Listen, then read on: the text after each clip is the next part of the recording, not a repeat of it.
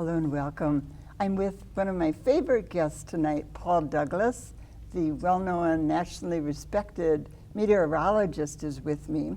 And we're talking about climate change and specifically about a book he's written that is really written, as it says on the cover, for kids. The title is A Kid's Guide to Saving the Planet. It's Not Hopeless, and We're Not Helpless. A title I really like, Paul. I have one disagreement, though, to pose with you right off the top here. And that is, I do not think that this book is just for kids. Oh. I read it, I thought, I am learning things that I thought, I should know, but I didn't. And as I read that, I thought, oh gosh, I should know that. There's so much that I learned from reading the book that I think you make it easy to grasp for adults who want to get a better understanding of this big, huge topic. Well, thank you. And it's great to be with you, Mary. It's been, I think, 8 years? That's what we realized. Since we had a chance to chat. Yeah. And look, it was, I wrote the narrative, the narration, and when the publisher, which is, by the way, local Minneapolis publisher, Beaming Books, part of 1517, when they said, Paul, we're interested in climate change, but we want it to be geared to kids, and we want it to be illustrated. And we found this amazing illustrator in Spain, Chelen Asija, and she did such a remarkable job. Because when I went into this book, I was thinking, we gotta have photographs, and we gotta have charts and graphs and maps. Kind of like Restless Skies. Yeah. Your other book that I Thank own. You. Yep. And the publisher was like, I think an illustration, a series of illustrations might help to tell the story. But to your point, I mean, for me, it's so much easier to talk longer or write longer. Brevity is always harder. More challenging, Yes. especially for me. But the sweet spot is really kids 8 to 13. And in the process of simplifying the science, I thought, maybe this could appeal to other people as well. I mean, nobody wants to sit down and thumb through a textbook. And a lot of the scientific research is fairly dry, and people aren't going to dive into that, but maybe they'll take some time. But read with their kids, or have their kids talking about it and then going to look at it themselves. Well, I really often praise my authors that I have on the show, their work, but this time it's like a 10 in my mind in terms of a good book for people to pick up. Thank you. That's very kind of you. Is that on a scale of 1 to 10 or 1 to 100? It's on a scale of 1 to 10. Okay, I'm just checking. I'm just checking. But I want to thank you. Also bring up Jordan. There's a person in this world named Jordan that has something to do with this book. So tell us who Jordan is. Jordan is my grandson, first grandchild, pandemic baby. He was born in Seattle, February 1st of 2020, really as it was just starting. And both his parents, including my son, my oldest son, Walt, were working in Seattle, and Seattle, along with New York, was one of the epicenters of the pandemic. Right, and we kind of thought it started there for a while. It was bad, and at one point, my kids decided to move back to Minnesota. We actually rented an RV and rescued them from Seattle. I mean, like something out of a really bad thriller. That sounds like a movie plot. Like not quite a zombie movie, but along that genre. Right. Trying to get out of an urban environment and into an area where it's a little bit safer. And anyway, they moved back, and Jordan is full of energy. He's funny. He's optimistic. He's hopeful. He's got crazy boy energy, and I'm hoping that he can apply some of that optimism and energy and be part of the inevitable solutions when it comes to climate change, when it comes to water pollution, air pollution, plastic pollution. We're going to need young people with limitless energy and optimism and hope. Mary, there's so much gloom and doom, and some of it is warranted. Some of it is over the top. I wanted to balance the reality, the threat, with the opportunity. If we do this right, we can have everything we want and put less pressure, less pollution, less plastic, less greenhouse warming gases into the atmosphere. And we need young people to step up, and we need to encourage them and empower them that they are the generation. Sorry, Tom Brokaw. Tom Brokaw said the greatest generation was World War II. It's hard to argue with that, the men and women who fought World War II. But I think we have another greatest generation coming up, young people who are going to have to deal with this. They're not going to have a choice. There's a protective instinct, too, that parents have and grandparents have to looking at things in a way that we can say, we can fix this, we can deal with this, we're going to do something that will help turn this around. Because if we get too, as you say, doom and gloom, we lose our energy. Yeah. We're overwhelmed. And that doesn't bode well. No, you're absolutely right. I mean, you become paralyzed, right? And that can't happen. We need action and grassroots. And individual choices matter. You know, on a massive scale, millions, tens of millions, hundreds of millions, billions of people all adapting how they live and taking steps to live more sustainable lives. We also need government policy. And I didn't get into that in a major way in this book, but we need to find creative, cost-effective ways to price carbon. We want less carbon, okay? Let's let the markets react to that and come up with carbon-light solutions. And it's already happening. We just need to turn up the dial and move faster, Marion. We can still avoid a worst-case scenario when it comes to warming. There's some additional warming in the pipeline. If it warms another, 3-4 degrees, we can deal with that. There will be disruption. If it warms 7, 8, 10 degrees, we're living on a different planet. And I don't want our kids and our grandkids to be disrupted every other day, every other week. And so, anyway. No, I agree. Private industry and business, too. A lot of companies are doing some really great things right now, which is encouraging. Yep. I have a little quiz I want to throw sort of to the viewers, but then have you explain what the answers are.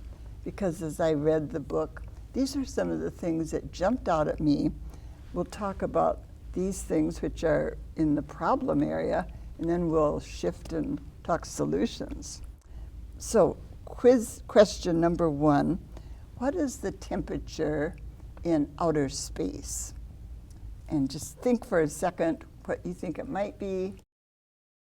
Minus 400. Yes, you're right. How many years do you think it takes a plastic water bottle to decompose after you toss it? I believe it's 450 years for it to completely decompose. And the problem is, we have all this plastic in our landfills. Much of it gets washed into our rivers and lakes. There's a Texas-sized pile of plastic in the middle of the Pacific. I read that you can see on satellites, and that's as big as Texas, as big as the state of Texas. Yeah, That's so depressing. And we are starting to see some articles here and there about plastic getting into our bloodstreams. Yes. Have you The seen that too? microplastic. Yep. Yeah. Microfibers. So plastic, huge issue. This ties into your talk about temperature drops or raising. The last ice age was triggered by a drop of how many degrees? What would you guess? And I think Paul, it was about 10 degrees Fahrenheit. right. And so when people say, well, what's a few degrees, Paul? The Right. climate has always changed, Paul. Yeah, and there was a reason why the climate changed. Different levels of sunlight reaching the Earth, changes in the Earth's spin, rotation on its axis, little wobbles in the spin, volcanic eruptions on a planetary scale. There were times it was warmer than it is right now. And yeah, we've had cyclical ice ages over many, many millennia. But the amount of CO2 in the atmosphere is thought to be higher now than it's been in 4 million years. And this is based on data, ice core samples in Antarctica and Greenland. And it's the rate of increase, Mary. We've never seen greenhouse gas levels increasing as fast as they're increasing right now. It's not the sun, it's not volcanoes, it's us. But it's man-made. it's man-made. It's, yeah, every time we use fossil fuels, we release greenhouse warming gases into the atmosphere. There's a component with agriculture. The biggest component right now is actually transportation. You know, how we get from A to B. But that's not bigger than our use of electricity, oil, and coal, is it? It's the Transportation. biggest component Oh, worldwide. I didn't realize Is that. transportation, and so that's why electrification, you know, light rail, electric buses, electric trucks are coming. The 18-wheeler trucks are going to be robotic and they're going to be electric, and that's happening right now. They're testing them, and one of the things that people can do is at least consider an electric vehicle. Start saving for it, right? Yeah, well, but the prices are coming down. Yeah, I that think a will few years ago the thought was, well, only wealthy people can afford EVs, and that's just not the case anymore. You can buy a Nissan Leaf for $27,000 that That's goes electric. 200 miles. Oh, wow, I did not know that So, either. yeah, and the number of options is increasing, the range is increasing. Mercedes has one out now that goes 450 miles. And it's just going to keep getting better and better. The prices are coming down. That's have an electric- very encouraging. I have an electric vehicle. It feels like I'm driving for free. I charge it up in my garage. It goes 300 miles. That's my daily driver. I got here this evening driving this, and I love it. It changes the way you think about transportation. And I think our grandkids won't think twice They'll about be electric. like, what were you doing pumping gas? Yeah, I know. Yeah. Tell us about gasoline. Why did you put smelly, flammable liquid Right. in your vehicle, and there were little explosions in your engine to make your vehicle go? Grandpa, tell me another story. Really? Why did you do that? Yeah. But it's change, and people resist change. We're wired to resist change, but it's coming. The big automakers, of course, want to keep us buying what they're making right now. But they're also catching on, aren't they? Yeah, they are. And it's because, look, they're cheaper to produce, they're cheaper to maintain. I think and every auto manufacturer on the planet is going EV. They're going electric. The writing is on the wall. Tesla was the pioneer, but watch out, Tesla, because every other car company is piling on. And I think it's going to be a dimmer switch. It's not an on-off switch with fossil fuel vehicles. But I think over the next 5, 10, 15 years, as the prices continue to fall, more and more Americans are going to at least consider, maybe my second vehicle will be an electric vehicle, my daily driver. Maybe I'll keep a gas-powered for road trips. But history shows if people can get more performance for less money, that's when they change their minds. That's when they switch. Sure. And now you got pickup trucks. There's an electric Hummer. There's a Ford F-150 Lightning that can power your house. The electrons reverse. If the power goes out, you can actually plug in your truck, and now suddenly the lights are on in your vehicle. It changes the paradigm, and I'm excited. Our state is doing more. I read about getting more charging stations Yes. throughout the state, and I'm Yep. sure we're not the only state doing that. So that's hopeful. I have one more quiz question. This surprised me. How old is the water that we drink from our faucets? Just take a quick guess. It gets recycled, but it takes a long, long time to get recycled. You wrote millions of years, our water keeps getting recycled. So when I think of that, it makes me realize how precious our water is.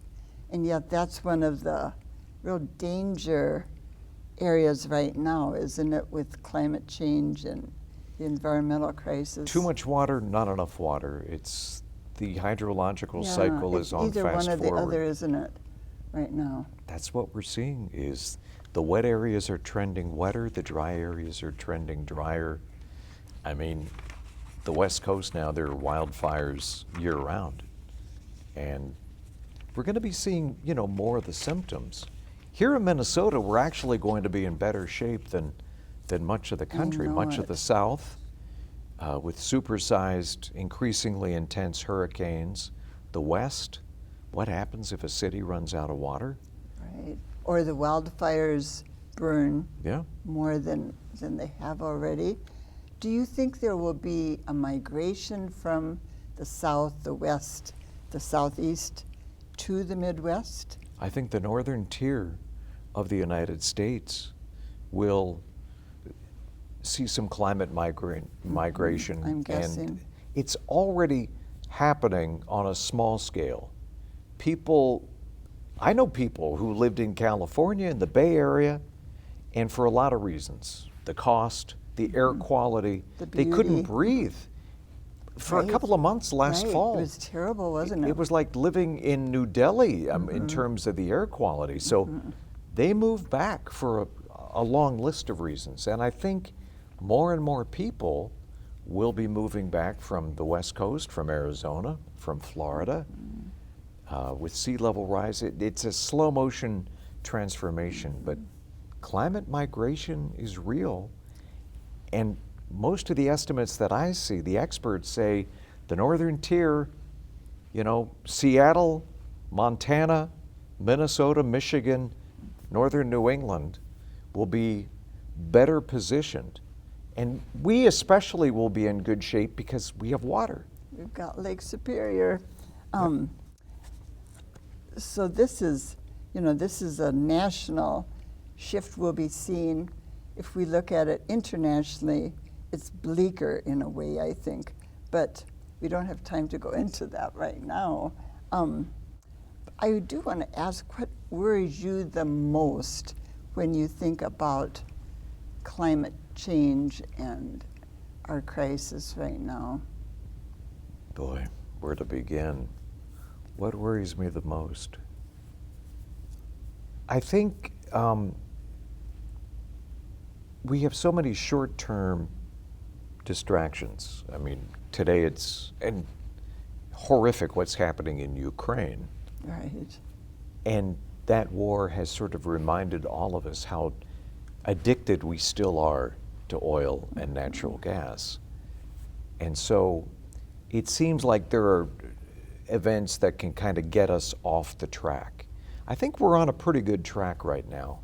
Utilities are already switching over to gas, natural gas, but more importantly to wind and solar. Yes. Because it's cheaper.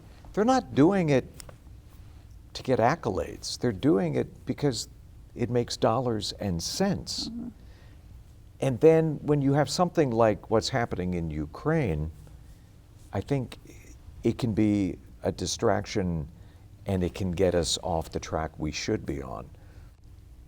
I'm still optimistic, though, that the arc of technology, the fact that prices for solar, wind, energy storage, these massive batteries, which are actually shrinking in size, expanding in capacity, the arc of technology is headed in the right direction. And corporations, in many cases, even before state governments, are stepping up. Companies are stepping up, because if they want to attract smart young people, they have to have a purpose. Right. A purpose other than just making money. They have to have a purpose. So it's amazing to me how corporations are kind of leading the charge, and young people are leading the charge. In your book, you've got some great examples. One thing, though, you didn't mention in your book that I have to quickly ask you about, we only have a few minutes left, going vegan or vegetarian. Because as you said earlier, the methane issue, or you alluded to it, the methane issue is big in terms of percentage of ozone issues and carbon. Was there a reason you didn't push the young kids to think about that whole choice? I still love hamburgers and steak. I think everything in moderation. And I think we will find more sustainable ways to have everything we want. I think you have to be, what I've found, you have to be careful, because some percentage of people think that it's an indictment of their lifestyle, and they immediately become defensive. What, you're telling me I got to give up all meat? You're telling me I have to change the way I live and change the way I drive? And so I think to get that critical mass of Americans stepping up and saying, yeah, we need to act. I think you have the freedom to be vegan, but I think imposing that or stipulating that, I think that's a slippery slope. Believe me, I'm sure I would be in better health if I was vegan. Well, like you say, we can go in steps, but I've tried the plant-based burger and I think it's really good. It's good? Yep, it's really good. I have too, the Whopper, yeah. Yeah, that's the one I'm thinking of too. Yeah. Little plug to Burger King there. Right. Well, we've just got, as I said, a couple minutes left. A few solution things that kids can do so easily. You mentioned unplugging our electronics at night. Yeah, the vampire, right. It sounds trivial, but in the aggregate, if you hundreds of millions of homes, all the stuff that's plugged in, if you have a power strip and you can just turn it off, not only will you save money, but you'll save energy, and it means less greenhouse gases ultimately released into the atmosphere. I think the most important thing I think kids can do is, if they're really worried about this, choose a career where they can focus their energy and their passion. And you list some of those in the book that I hadn't even heard about, and some I hadn't thought about, but there are multiple ways to contribute, aren't there, career-wise? Yeah, scores and scores of careers. And I'm grateful to a couple of teachers that got me on the right track, that got me interested in meteorology. And meteorology is one of many. Right. But to be a teacher, to be a hydrologist capable of predicting river flooding, we're going to need amazing scientists. And we're going to need, ecotourism. People want to see the planet. We live in an amazing world. How do we do that but put less strain, stress, pollution on the places that we love. We have a tendency of loving places to death. So ecotourism is just one of many things that I and highlighted. that's one you wouldn't automatically Right. think of. Are there any schools of higher education that you think are really geared to developing future environmental experts? Well, I know that, I mean, just in our backyard at the University of Minnesota, the Carlson School, I mean, and the environmental push that the U has made in recent years. They're turning out amazing scientists. So is University of St. Thomas. But I think every college now increasingly is offering courses to address this. But we need self-starters. We need young, capable, optimistic, hopeful people, and that's what I tried to do with this book.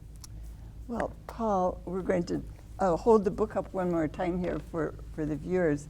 Thank you so much for coming over and sitting down again. And I'm excited about the book. I'm excited about your approach to this whole thing. Thank you, Mary. And it's been a treat having you on again, so thank you. It's been wonderful. Yeah. Thank you, Mary. I appreciate your interest. And let's not wait 8 years. No, let's not. We were talking, and he and I both started our careers about the same time, about 40-some years ago, so we hang in there, right? That's right. Keep pushing. Yeah, keep pushing. Thank you so much for being with us. I'll be back again next week. Until then, have a good week.